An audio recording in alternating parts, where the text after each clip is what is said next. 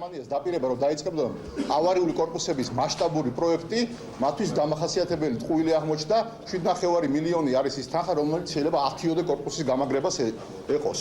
Ყველაფრის ამის ფონზე პრემიერ ღარიბაშვილის ესთეტიური, ასე ვთქვათ, სიამოვნებისთვის თბილისის 2015 წლის ბიუჯეტიდან გამოიყოფა 8 მილიონი ლარი და დავით ნარმანია ამ თანხით აპირებს სახელმწიფო კანცელარიის მიმდებარე ტერიტორიაზე ავარიული შენობების ფასადების რეაბილიტაციას. ინფრასტრუქტურის თვალსაზრისით პირველ რიგში არც ერთი ახალი სატრანსპორტო კვანძის მოწესრიგება, რაც საცობების განტვირთვას უნდა, რამაც საცობების განტვირთვას უნდა შეუწყოს ხელი, არ მოხდება, არ გრძელდება ავარიული შენობების გამაგრება და ზოგადად არც ერთი ახალი ინფრასტრუქტურული ობიექტი, რომელიც ქალაქის ფუნქციონირებისთვის და ქალაქის განვითარებისთვის იქნებოდა მნიშვნელოვანი, გათვალისწინებული არ არის. მასიურად ფასადების კეთება ხდებოდა წინა ხელისუფლების დროს და მხოლოდ ფასადების ასევე ინფრასტრუქტურული პროექტები, თქვათ იგივე თუ ავიღებთ გვირთამოიდან, ხო, ეხლა გადასაკეთებელი გახდა ეს. წინა ხელისუფლების ბრალდება ის იყო, რომ მთელი ქალაქი იყო მარტო ფასადი მათთვის და შიგნი ამ ფასადის შიგნი ადამიანები